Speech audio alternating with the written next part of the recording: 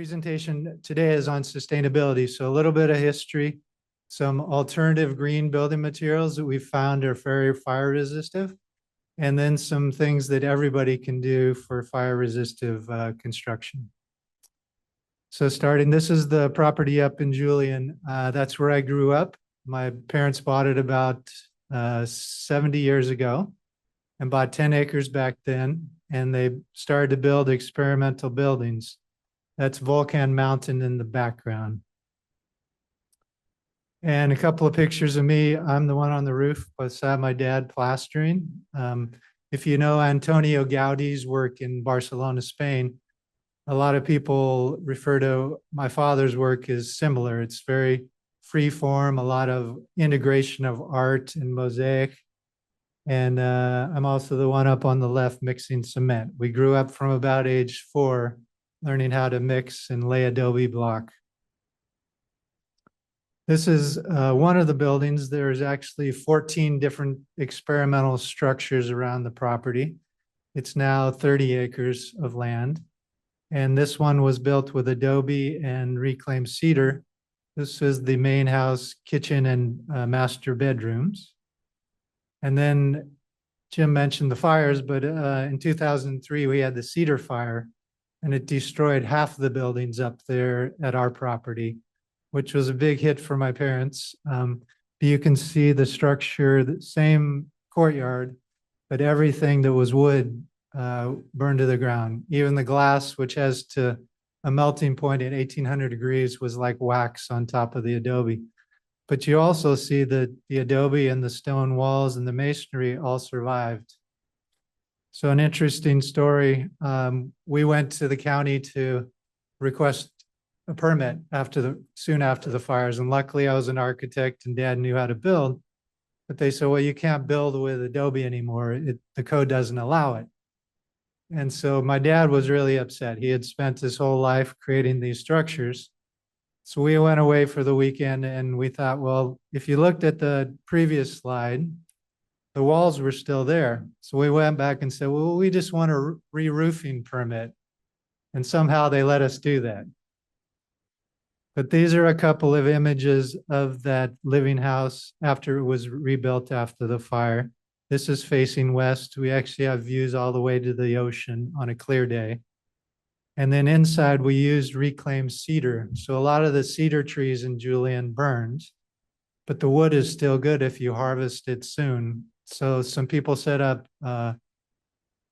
mills to mill the cedar. So in that picture on your left, the whole kitchen, the roof, and all the floor was reclaimed cedar. So very sustainable, using a product that would just go to waste, but using it to rebuild. And then some of the more organic freeform structures. This was one of the early buildings. It's a studio. My dad was a well-known artist who passed away 2 years ago.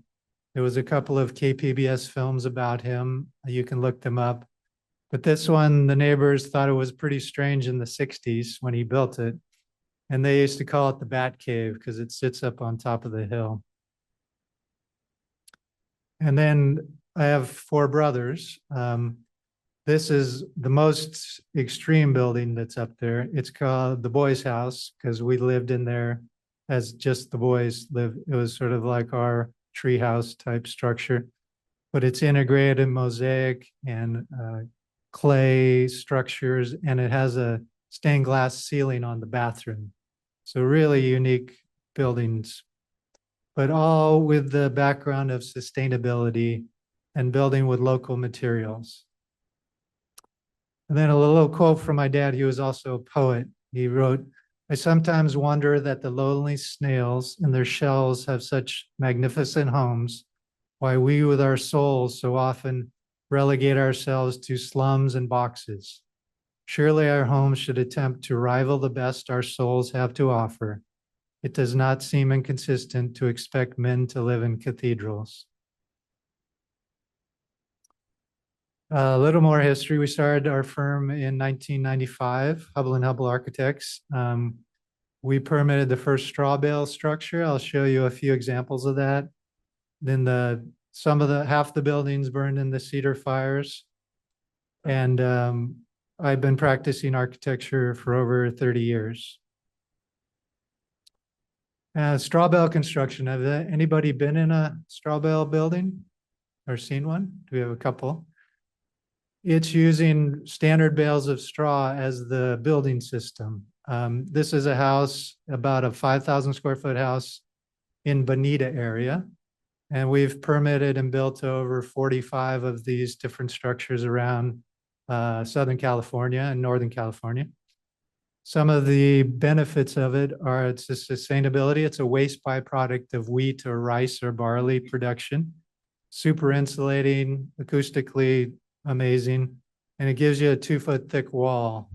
So they stack the bales, put it in the middle of a wood frame, and then you can plaster right to the bales.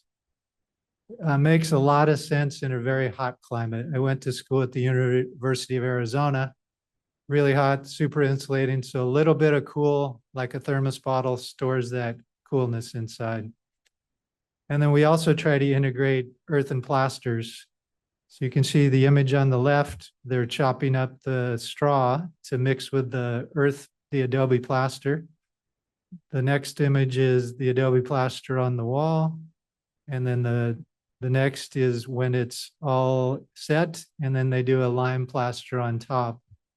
And you can see a little window that's called a truth window with the straw bale. It's a tradition that they started when they were building straw bales in the 90s. And they leave a little section, and you might put a door or glass over it. But it's to show people that it's actually straw inside, because a lot of people don't believe that. North of Escondido is Thich Nhat Hanh. He's a very well-known author. He passed away a few years ago in teaching Buddhism. And they have a monastery near Escondido. The nuns were living in little wooden shacks, which weren't very fire safe. They would freeze in the winter and sweat in the summer. They hired us to design them a nun's housing. So this is a watercolor rendering. It's a circular shape, but all built with straw bale. It has metal roofs. Here's some of the bales of straw after it was delivered. And then we have workshops putting the bales up. We actually had one yesterday in Ocean Beach. A client was building a small ADU in their backyard using straw. So people come together, put up the straw together, and it's a little bit like an Amish barn raising. And so then they have a little party afterward. But the nuns were really good about learning how to tie the bales and put them up, and then doing the plaster work. And that's a shot of the courtyard. We used reclaimed timber from a wine mill that was up in Seattle area. They shipped the timber down and reused all that, and all the walls, and it has metal roof, which is very fire resistive.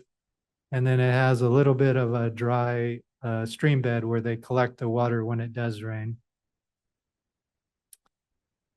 And a little more information on the earth and plaster and the natural. So I'm sharing all these natural building systems that we've been working with for 30 years because they are very environmentally friendly.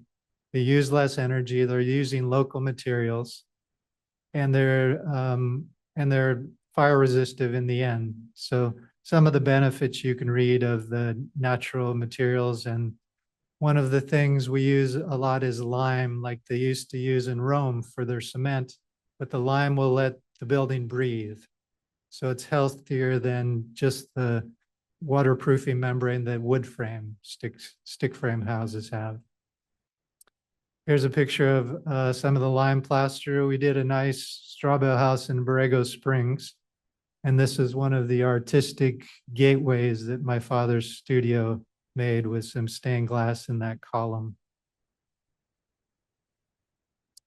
This is a house that's actually for sale right now. The two different owners have moved on, but one of the unique, it's called the Boulder House. Can anybody see the boulder? So the original clients were both psychologists, and they came to me with a program of about 30 pages of everything they wanted in their house. The main thing was it's in Hamul up on the top of a ridge. And that boulder sat proud on the hill. And the Kumeyaay you could see where they had fires and they had worked around. So they wanted the whole house designed around that boulder. So we have a little cooling tower above. You can see the light coming down where there's windows. In the summertime, they'll open the windows and the hot air will naturally chimney effect out. The winter will close the windows and you'll see there's a big fan. And that fan brings the warm air down. But the mass of that boulder, they told a story. They had forgotten to close the windows one night and it was all foggy. And in Hamul, the temperature can swing from 90 degrees to 30 at night, you know, in those in-between seasons. They left the windows, they thought, oh, it's gonna be freezing. And they said they came in and the boulder, because of that mass, was radiating the heat. And they said it was about 72 degrees still inside with all the windows open. These are a couple of pictures of the Boulder House. You can see that cooling tower, and it's a bit of a Spanish design with the arcades on the west facing, which also helps block that hot afternoon sun. There's a swimming pool on the south, so it gets lots of sun exposure. This one is also a straw bale. You can see the thickness of the walls. They're 2 feet thick. This is that western arcade facing to the views. They also can see down to the ocean, and a great place on a sunny afternoon where they can watch the sunset, but sit within that arcade. And a couple of things about thinking about fire and fire resistive directly. Direct flames are when flames come and directly hit the house or the building or whatever structure. Those are hard to prevent. And that's what happened at our property up in Julian. The winds were so strong and the brush hadn't burned in 90 something years. They said there were 150-foot flame lengths. And right next door is where Steve Rucker, the fireman that passed in the Cedar Fire, was overtaken by the flames and the gases. The next are embers, and embers are what catch, in the LA fires, the winds were so strong, up to 90 miles per hour, the embers can fly miles and catch a palm tree or catch your house. And one of the weak links we found are the vents of homes. In a fire, the embers will suck right up into the attic, catch the roof on fire. So even if you had a really protected building, if it gets inside, it's going to burn. So one of the big tricks that the fire code now has is a very, very tight mesh, metal mesh on all of your vents, either your attic or your basement or crawl space. And then radiant heat in LA, because all those homes were built so closely together and they were all built in the 30s or the 40s, they were all stick frame. So when one house caught on fire and it's only 8 or 10 feet to the next, the radiant heat catches the next one. And up in Altadena, we're doing a number of fire rebuilds up there right now with some of these greener materials, fire resistant materials, and whole miles of Altadena, there's not one house that's left, which is pretty amazing. The only thing that's left on most of them are the masonry chimneys. This is an example of a fire of a house that was sited correctly and survived. This was in Northern California, I think the Paradise Fire. You can see they had cleared the brush around, even in the forest, they had built it correctly to the new codes and that house survived, but you can see the forest, everything around it did not. So I mentioned site and access, steep slopes. One of the things that the code now requires is you can't build right on the edge of a steep slope because the fire comes up, creates its own wind, and then it'll just catch the house on fire. And that happened to the house that I showed up at Elon Lael. That was right on the slope. So they're making us set back from the edge of the ridge or edge of the slope, so the fire can come up and go over and not hit your house directly. And one of our largest projects is called the Friends Center. We designed this. It's down off of the 15 near Home Avenue, east of downtown. And it's a Quaker church.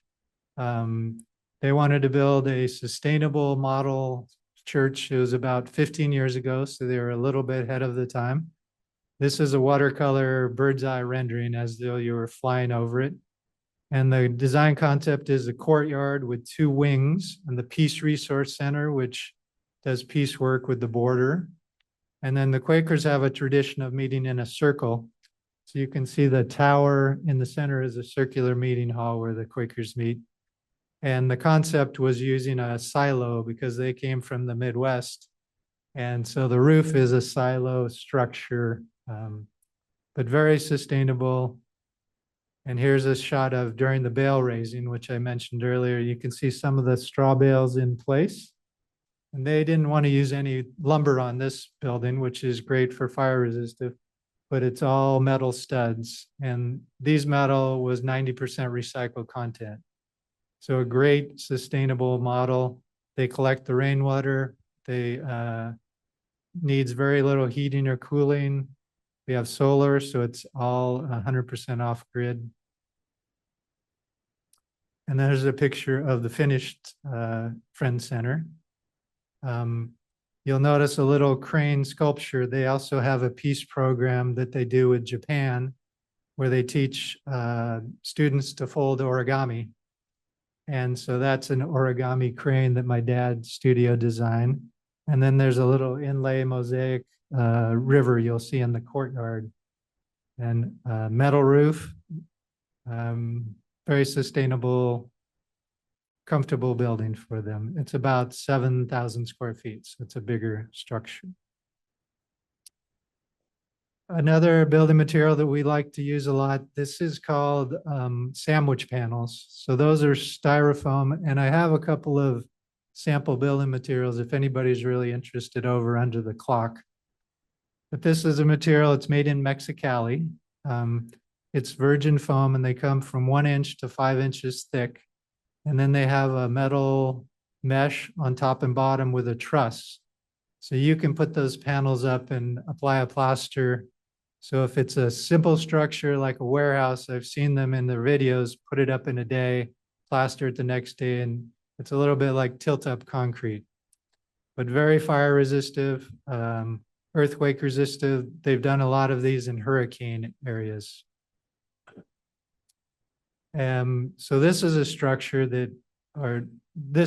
first I'll touch on green roofs. The structure on the upper right is in Elfin Forest. It's a little interpretive center. So that's the construction, but I'm showing that one because that little dome structure is the foam sandwich panels that I showed. And this one has a living roof, all natives. So they're adjacent to the Escondido Creek. And so having the living roof filters the water before it goes into the creek. So it's a great way to keep the water clean. And they're also a very high fire resistive or fire risk area being nestled in all the oaks. So it's a pretty indestructible building. You'll see one of the tips that we learned, that window right there has a roll down shutter. That's great for vandalism and people trying to break in, but it also, in a fire, one of the weak links of houses we found are the windows. The fire will crack the window, get inside, even if it's like our home was adobe, it got inside and could burn everything. And those have a fusible link. So if it gets up to, I think, 450 degrees, the link releases the shutter. So if nobody was there and the shutters were up, it's a great system for, especially when you're building in the urban interface, right against a lot of brush. And then another house north of Escondido, a living roof. This one was a game room, but the living roof is great. It's in our climate, you do have to irrigate it a little bit. But in Australia and other spots where it rains some, it's a great system. And that's a little rendering of that Elfin Forest Interpretive Center. I was actually there yesterday, spoke at a Green Building Council. And if you've never been, and it's open on the weekends, it's full of artwork. It's just east of La Costa and west of Escondido, but a great little visit. They have hiking trails. One of my favorite things is the Escondido Creek runs year round, and it's really flowing right now, but it's one of the few places in San Diego where there's live water, and there are some fish. They're trying to bring back the trout there. And a couple of shots of that sandwich panel, the 3D foam panel, which we use for the arches. And then I'm going to show you the wall system next. That's a recycled foam block. And there's a picture of the finished building. Another thing we try to do is think about the environment the building is located in. And passive solar is another great design strategy. So this is facing southwest, the pergola on the front. We have a deciduous vine, a grapevine. So in the winter, the leaves all drop and the sun can go inside and passively heat the building. In the summertime, the grapes grow over, the sun can't get in, and it keeps it cooler.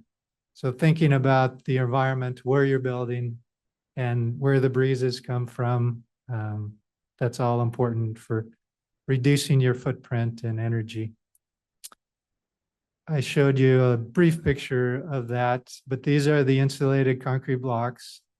They come in 4-foot blocks, and they're recycled styrofoam from shipping.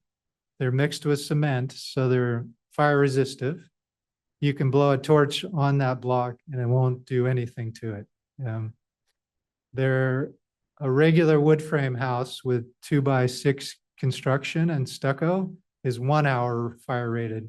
So the fire could burn against it for an hour, and then it would start to inflame inside. This is 4-hour rating. So a fire would have to stay there and just keep burning. So, and they don't do that in our climate. So pretty great material. And at Escondido Creek, we also liked it because they're in a 100-year floodplain. So they were able to, if there was a flood, we haven't had any while, but the building would survive. The foam and the cement, the moisture wouldn't hurt it. It would just go through. We could put back anything that was inside. So pretty indestructible building material. And this is what we've been using a lot in Los Angeles. People are starting to catch on. 2 years ago, we designed a house in the Ramona area near their airport. And this one we call the Ramona Villa. It's a more traditional build, but courtyard. And this is an aerial photo looking north from the house. Just got finished recently. And there's a shot of the entryway with sort of a arcade going in. But this is also the ICCF block. And the manufacturer calls it Perfect Block if you wanted to look it up. And they're made in Phoenix, Arizona area. A couple of pictures. The walls are 10 inches thick. So you get a little more depth, better for shading, better for interest of the windows. But it looks like a traditional building with maybe you use double studs. Isn't going to cost any more if you're building a wall that thick with wood, but it does cost more than a standard 2x4 wall construction. And there's an evening shot of the Ramona Villa at night. So this is looking southwest towards Mount Woodson. And then I mentioned our Elon Lael Center where I grew up, and then my parents moved off the property about 5 years ago. And now it's a nonprofit. We support the arts, and we have classes and we have tours. But this is the new Elon Lael Center, which we built about 10 years ago. And we're using both of the materials that I showed you, the sandwich panel for these vaults on the roof. And this is a watercolor rendering my dad, who is also a painter, painted this. And then we're also using the block for the wall system. There's a courtyard in the center where we have classes and presentation. We'll have the local school, the Spencer Valley Elementary School or the Julian School. They'll come and do plays so the children can sit on the stairs and they'll have a little play in the courtyard. So here's some fun images of the construction with that sandwich 3D panel. These are some of the domes you'll see under construction. That's the interior. So they lay it up with some rebar and then you can plaster. It's a little bit like a swimming pool, but up in the air. Also indestructible, fire will never burn it with the plaster. And it's a great system we found for making these curved or creative roofs. And then that's a picture of the center. This is where the nonprofit is housed. The building on the left, and you'll see a lot of art integrated, which I mentioned, like Gaudi. There's mosaic coming off the roof, the blue mosaic with the illusion of water. We don't get a lot of rain, but sometimes. There's a stained glass door on the left. That's our archive where all the artwork is stored and they do some work. We have a conference center for up to 60 people in the center, and then an office. And we also do, my favorite spot is the rooftop deck up on where you follow up the stairs. And sometimes we'll do wine tastings with some of the Ramona wineries. And that's my favorite place on the whole property at dusk. And then a couple of recent projects we've done. This project is called Serenity Under the Oaks. The client was the former president of Palomar Colleges.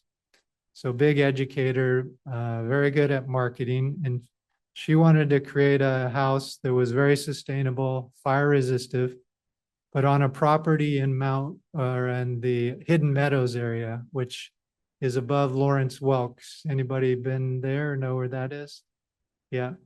But a lot of boulders, a lot of giant granite boulders. And the lot she bought was fairly big, but with all the fire codes and all the boulders, there was no place to build it unless you integrated the boulders. So this building is also using those two systems, the block and the sandwich panel. And that's a rendering that we did with a 3D model. And there's a picture early on in construction. You can see the block for the walls. That's foam block. The center wall is concrete block, structural, and that's inside. And then some of the boulders, and you'll see the boulder inside. It was too big to move. We did demo one of them that was where the dining room had to go.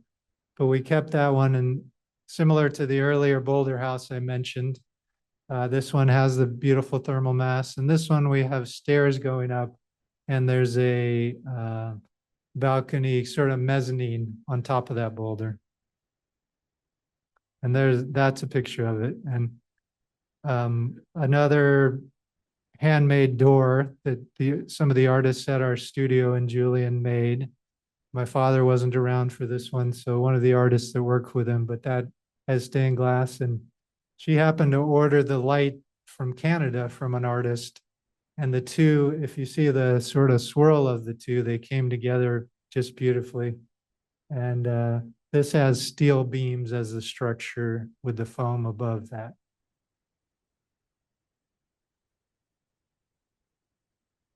This is a more of a detailed picture of that stained glass and custom wood door. And the entryway coming up to the house, it's set back and there's a large oak trees on both sides. The garage is tucked into the right, and that's a aluminum door that is made to look like wood. It has a wood print on it. You can barely tell it's not wood when you're there. And some of the natural landscaping. Luckily, some clients want to tear down all of the landscaping. They're worried about their home burning.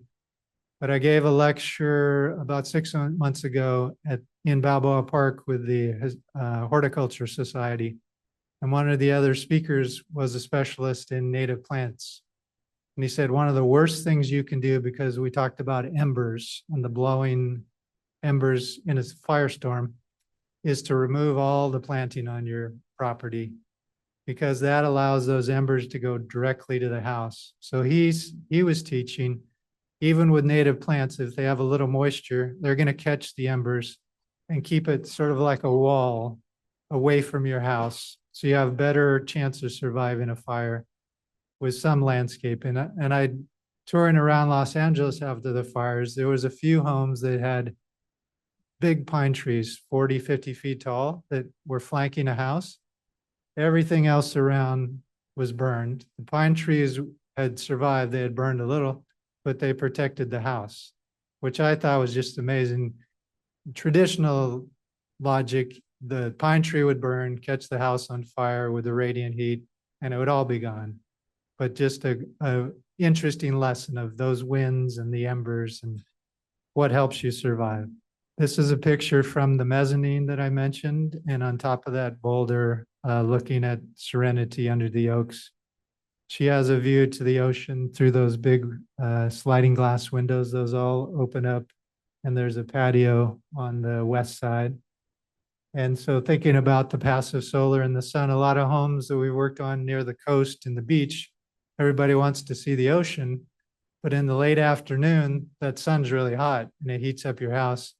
So we have automatic shades in that little wood piece above the doors, and those can come down and block 80 to 9% of that solar gain.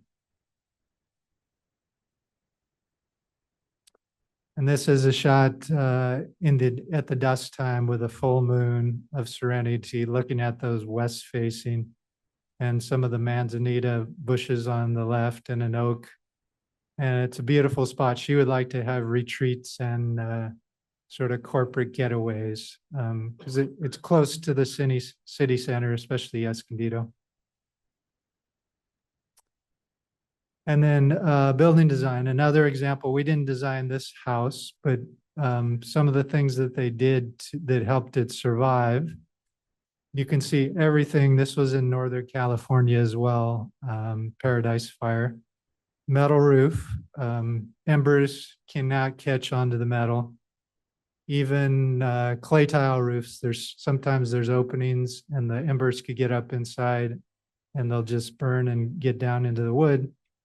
They also, this one was a straw bale house as well, the earth and plaster, and then they had cleared the brush pretty well. And the columns, those some of them did singe, but they are a heavier timber. So the fire would have to burn against them for a while to catch those on fire.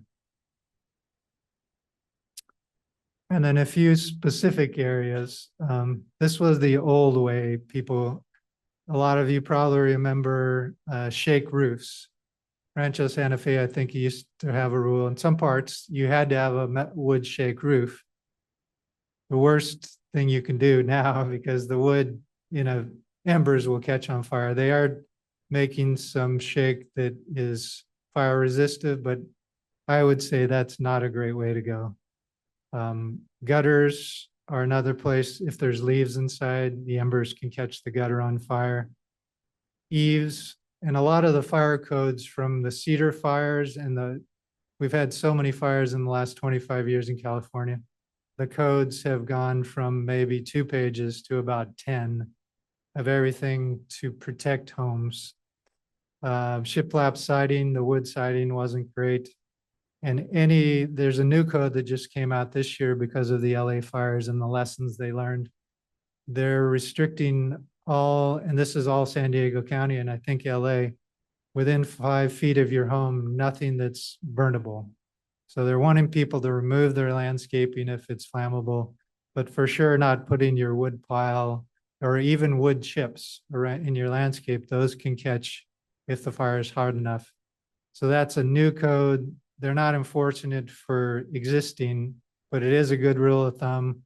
For example, we have a 100-year home in Kensington, and there's some old wood fences that run right to the house. So I'm gonna stop those somewhere and convert to a different material, because in LA they saw the fire catch onto the fences and it was like a wick taking it right to the house, and just a tragic thing that people didn't think about. And then windows, previously they, in the early days, they used single pane windows, but now everything has to be dual pane, and at least one has to be tempered glass, because the tempered has a lot higher crack rate.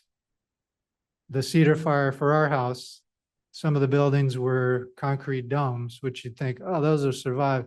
The fire was so hot, it blew the window inside and then got in anything that was wood or fabric inside burned. And so we were able to rebuild it the way it was, but it's a lot of work and a lot of cost.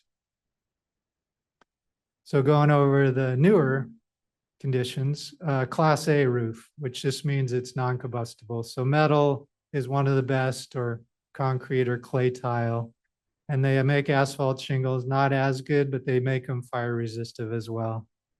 And then gutters, they require screens, so there's no leaves that can build up or wood.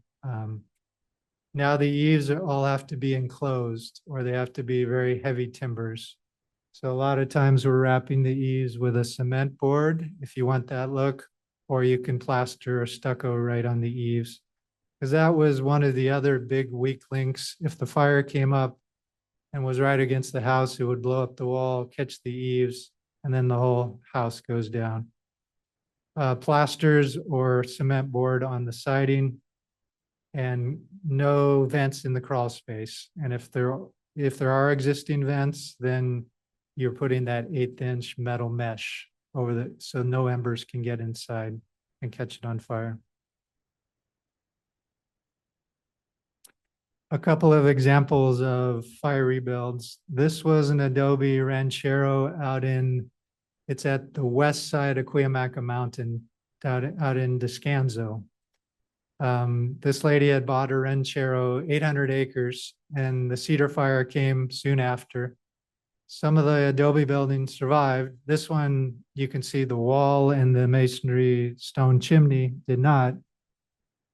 So we were able to go back and strengthen the adobe wall for earthquakes, and then rebuilt it. And that's the interior, again, using the reclaimed cedar for the roof. But a good example of what burns and what doesn't. So the walls, the fire got inside of this one, but the walls survived. So you're building maybe 60% versus starting from scratch. And then these are a couple of pictures of the exterior of Rancho Alegria. It's a beautiful ranchero, middle of nowhere, but we had to design it for being off the grid. There was no power coming to the property. So we had a backup generator, solar, and batteries, which much easier now with all the home batteries that they're making. Back when we did this, it took a big building just to house all those traditional batteries. And then I'm gonna finish a little bit early. We're working with the Tonga tribe, which was the Native American tribe in the LA basin. And they were given 2 years ago a piece of property donated to them. It's the first land given back to their tribe in the LA basin. So they're similar to the Kumeyaay in San Diego County. They happen to clear all the eucalyptus trees.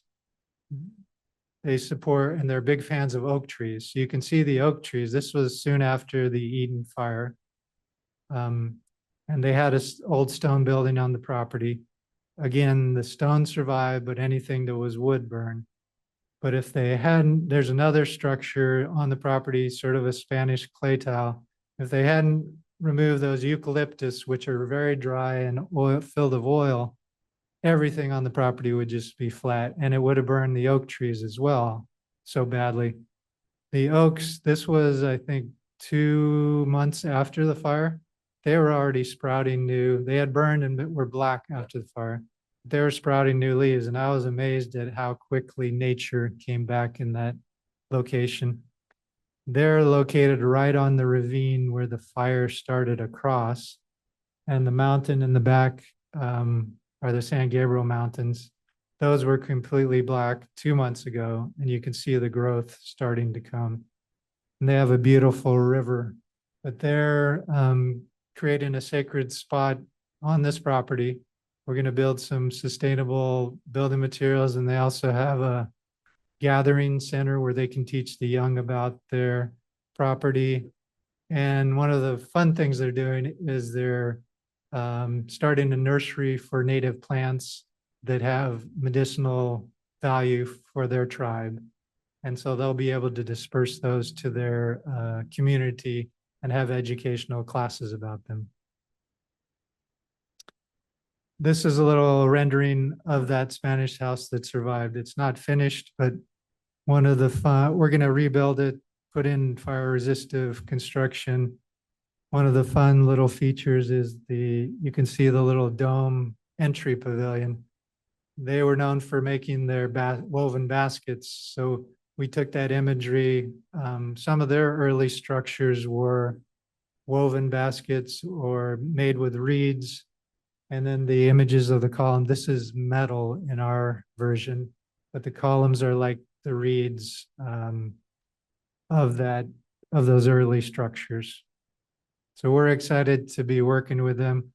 We also have 6 different homes, which we're teaching people. LA has been behind Northern California and San Diego in their green building.